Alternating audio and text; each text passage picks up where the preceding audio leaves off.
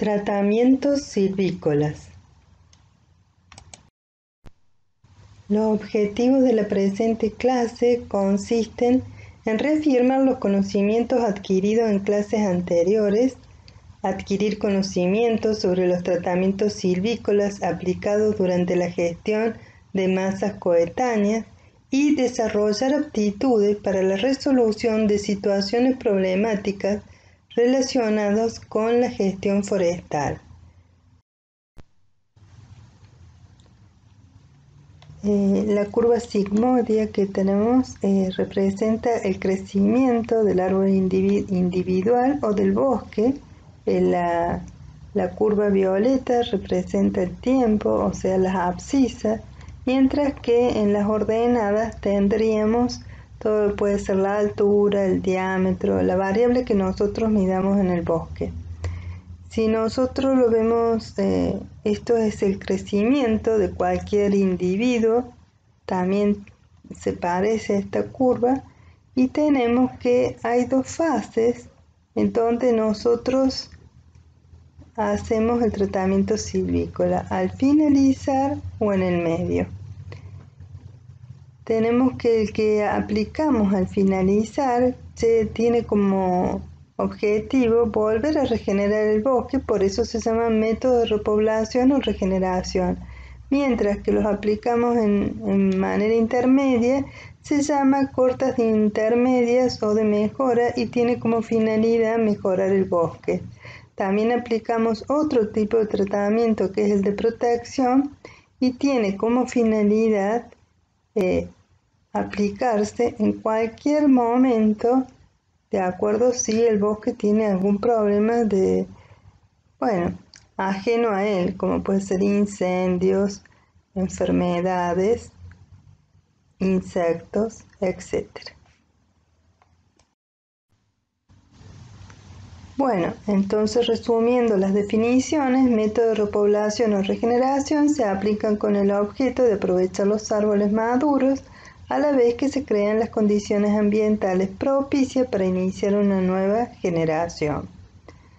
Las cortas intermedias o de mejora tienen por objeto regular el crecimiento de las masas juveniles, mejorar la calidad de los ejemplares y producir los primeros beneficios económicos. Ya vamos a ver que la primera tala que se hace, que sería un raleo, por ahí no puede tener beneficio.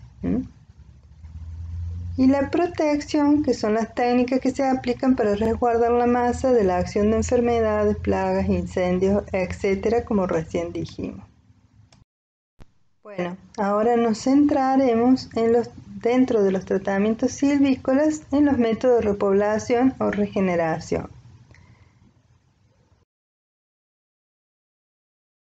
Los métodos de repoblación aplicados a masa coetánea los podemos definir como fustar o monte alto o tallar o monte bajo.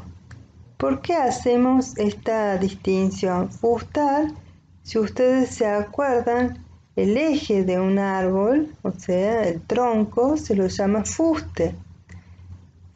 Cuando hablamos de fuste pensamos en un solo eje bien alto. Por eso de allí viene fustar o monte alto, donde el eje trata de ser lo más alto posible. Mientras que tallar o monte bajo hace referencia a que yo corto el árbol y ese árbol se va a regenerar a través de cepas o reproducción vegetativa. Y el árbol, debido a que mantiene 2 o 3 o una, generalmente va quedando en un monte bajo porque la misma energía se distribuye en varios brotes.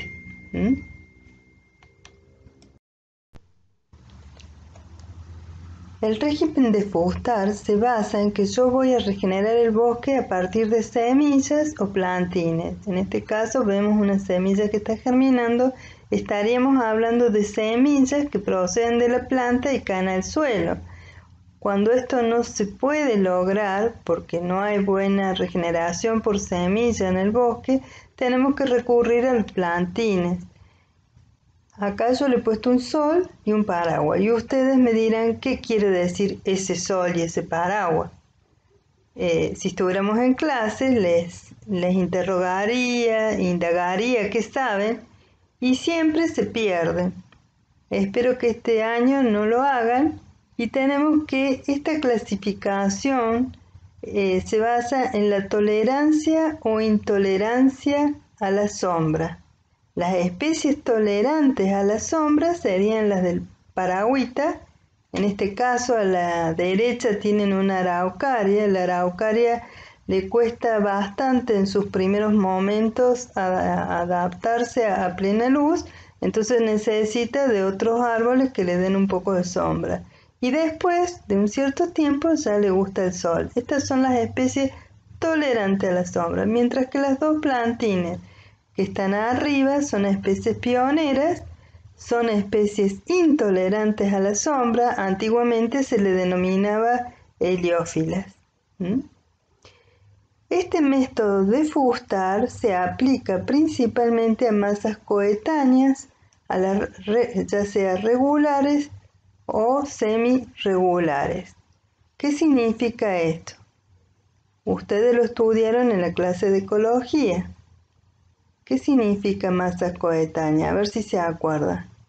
Cuando el 90% de las especies, el 90% de los individuos de un bosque pertenecen a la misma clase de edad. Esas serían las regulares. Y si pertenecen a dos clases de edad, serían semirregulares. Entonces tenemos que hay dos métodos para las especies que les gusta el sol, o sea que son intolerantes a la sombra, que es la tala rasa y los árboles padres, mientras que hay un método dentro de este régimen de fustar que consiste en los aclareos sucesivos o cortas de protección, que no se deben equivocar con lo que es raleo. Esto es un método para regenerar la masa según si viene de semilla o plantines y según si necesita la presencia o no del sol. ¿Qué factores pueden afectar la regeneración o resiembra natural? ¿Qué vamos a tener en cuenta? El tipo de corta y la forma de aplicación. Sea cómo voy a cortar el bosque que yo tengo y cómo lo voy a aplicar. El suministro adecuado de semillas puede ser que los árboles me toque un año que no dan, porque los árboles pueden ser beceros, o sea, hay años que dan y hay años que no dan semillas.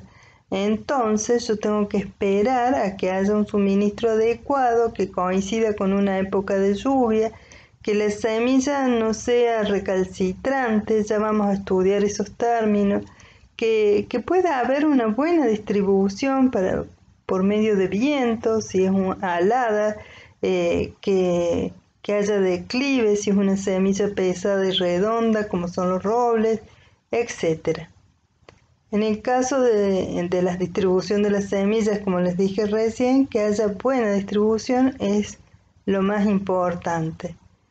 La condición de la cama de siembra, si yo tengo un mantillo muy alto, es difícil que la semilla pueda arraigarse porque no está en íntimo contacto con el suelo. Entonces, por ahí hay que remover un poco la cama de siembra para que estas en algunos lados, para que haya una buena implantación.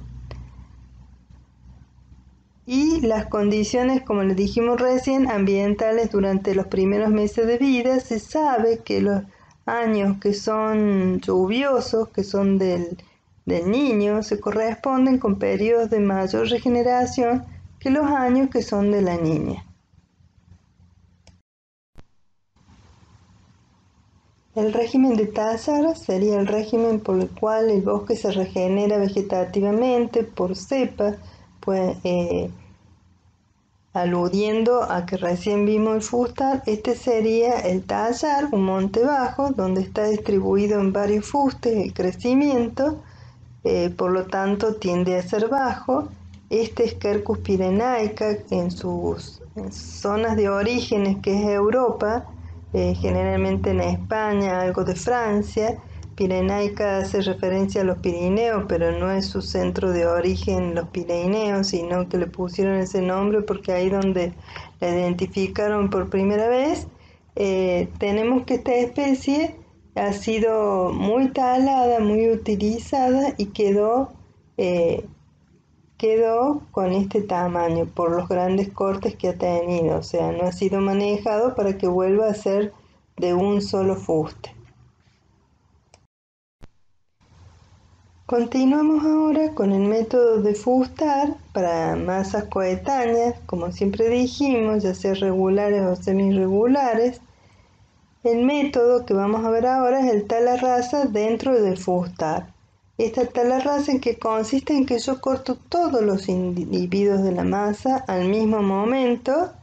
La regeneración, que es en donde nos encontramos ahora, que este método es de tala rasa, recuerden, es porque se resiembran semillas que caen de árboles adyacentes, o cuando los árboles se cayeron tenían ya semillas y pueden dispersarlas, o ya existe en la cama que tenemos de mantillo, existe un banco de semillas a partir del cual lo va a regenerar. Entonces tenemos que repasar los conceptos de masa coetánea. Dijimos que masa coetánea era que el 90% de los ejemplares pertenecen a la misma edad y difieren en un 10%, a la misma edad o clase de edad. ¿Qué quiere decir? Que pueden diferir entre ellos un quinto del turno. Y si la masa tiene 100 años, 100 dividido 5 me da 20 años. Entonces, entre el individuo más de 80 años y 100 años sería coetáneos, porque entre ellos hay una 81, digamos, hay una diferencia de 20 años. Si consideramos un pino en calamuchita que puede durar de 25 a 30 años, 30 dividido 5, ¿cuánto da? 6 años. Entonces, entre el individuo de esa clase va a ser 1 a 6 años, ¿no es cierto? Van a pertenecer a la misma clase. Y es el tiempo, a la vez, que yo puedo esperar que vengan de regeneración natural. Cuando nuestros turnos son tan cortitos como 25 o 30 años, esperar 5 a 6 años por ahí es mucho, cuando muchas veces los pinos les cuesta en las sierras de Córdoba, por ejemplo, producir semillas y que sean de calidad. Entonces, si no hay regeneración natural, justo no coincidió con el año que llueve y no hay factores que ayuden a que se regenere la masa, se puede proceder a plantar ese plantín. Si se fijan, acá tenemos un roedal coetáneo, el perfil vertical, y luego la distribución de los DAP en relación al número de árboles por hectárea. En esta otra ejemplo tenemos semi-regular, donde tenemos dos individuos que pertenecen a un DAP bastante mayor y la mayoría de los individuos que se concentran alrededor de un DAP que es el promedio. Ahí tenemos dos clases de edad, de ahí viene el semi-regular. Y si nos fijamos en las fotos que tenemos arriba, son especies que estaban en un campo de España, plantado por ser árboles semilleros, creo que era Pinus halepensis. Todos son heliófilos, la mayoría de las coníferas son heliófilas, o sea, son especies pioneras. Fíjense que a pesar de haber sido plantados todos a la misma vez, hay individuos que tienen menor porte y otros que tienen mayor porte. Si nos fijamos abajo, hay una plantación de álamo. ¿Para qué coloco yo una plantación de álamo? Si el álamo se regenera por cepa, es una especie que regenera bastante bien. Bueno, en algunos lugares no se hace el aprovechamiento de regenerarlo por cepa porque son muy susceptibles al ataque de hongos. Entonces se cortan, se le hace tala rasa y luego se vuelve a implantar un nuevo clon. De esta manera, si existiera algún patógeno, no queda en la cepa que fue cortada.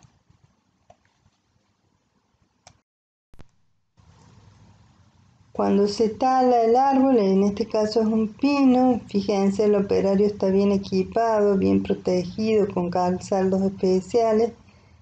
Primero saca todas las ramas para luego proceder al corte de trozas que pueden ser de 2 o 3 metros o 4 según la solicitud que tenga en el mercado, el aserradero. Bueno, ¿y cómo quedaría el bosque luego que fue talada? Si son especies que no regeneran, fíjense en esta diapositiva, se ve en el sur del país cómo quedan los tocones luego que fue talada. En este caso, fíjense, se ha cortado también el bosque y están los restos de rama que quedan del derrame que se tiene que hacer para poder trazar el fuste. Y bueno, todo esto hace una de las tareas que es la cosecha de los árboles en el bosque puede tener un impacto negativo. Entonces, si ustedes tienen grandes superficies que trabajar, deben hacer una matriz de impacto ambiental y generalmente el ingeniero agrónomo que hacía silvicultura lo podía hacer, pero en estos últimos años la matriz de impacto ambiental la puede hacer solamente un profesional que haya hecho un curso con orientación ambiental o una maestría. No la puede hacer el ingeniero agrónomo. Tiene que contratar a alguien para que lo haga. Si bien el Ministerio de Agricultura de la Nación posee una matriz tipo que uno lo puede usar, o sea, si uno foresta más de 100 hectáreas, puede usar esa matriz y el Ministerio podría llegar a firmarla si es válido lo que colocan ahí.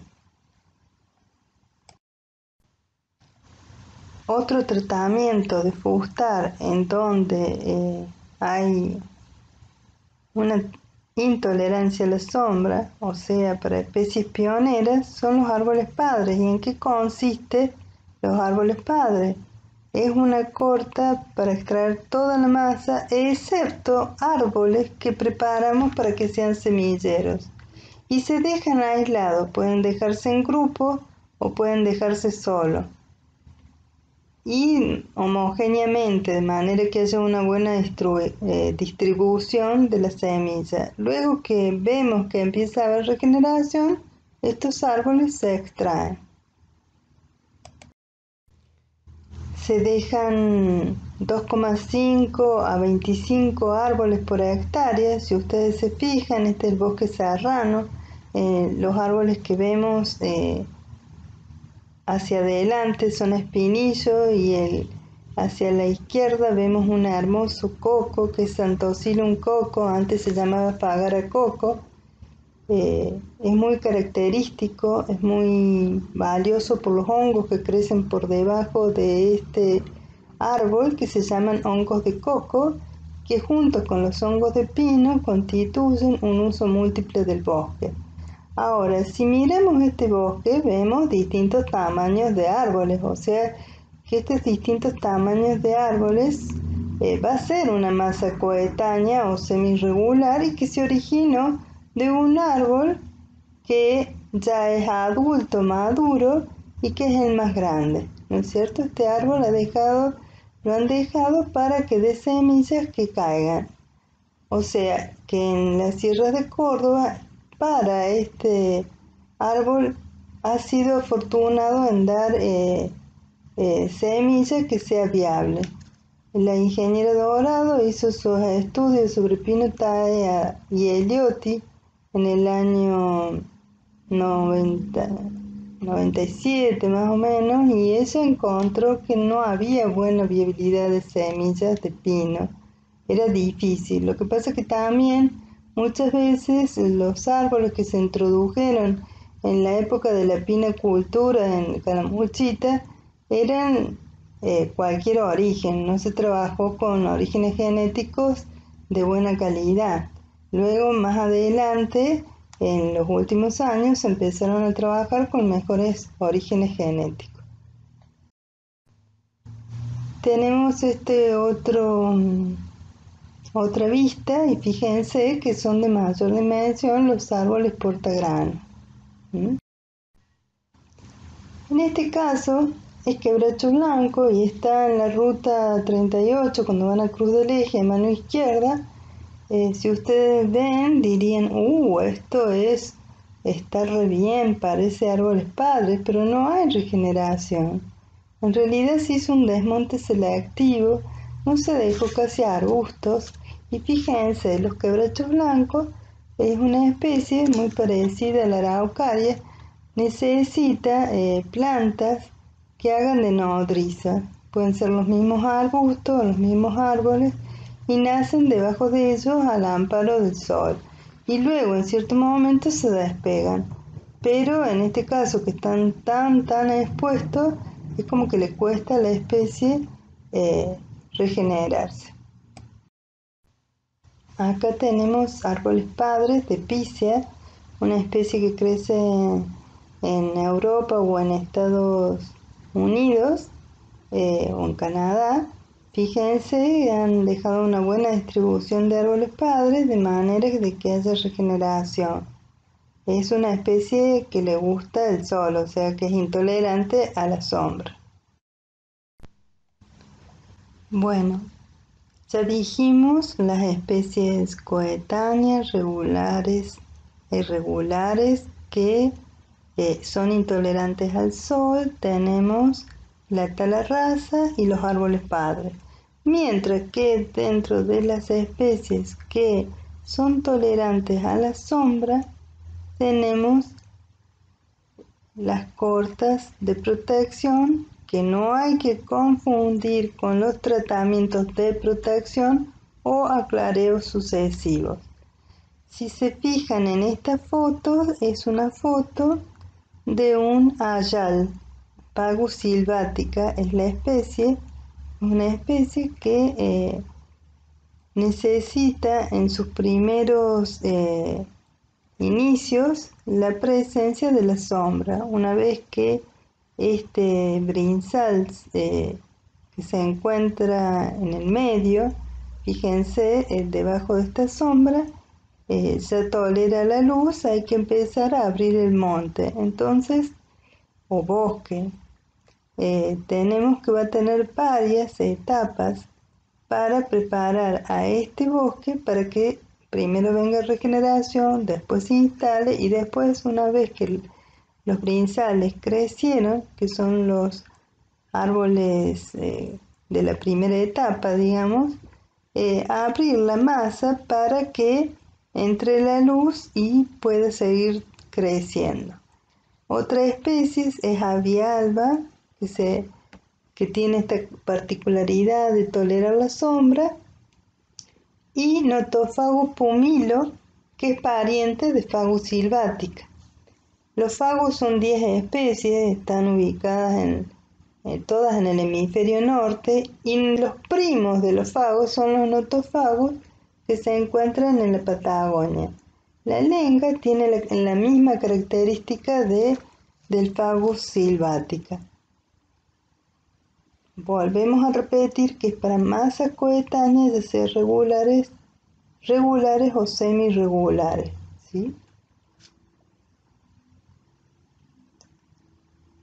Bueno, ya dijimos eso, que los árboles maduros se sacan una serie de cortas efectuadas dentro de una pequeña parte del turno, y se favorece el establecimiento de la repoblación bajo la protección parcial de los árboles remanentes.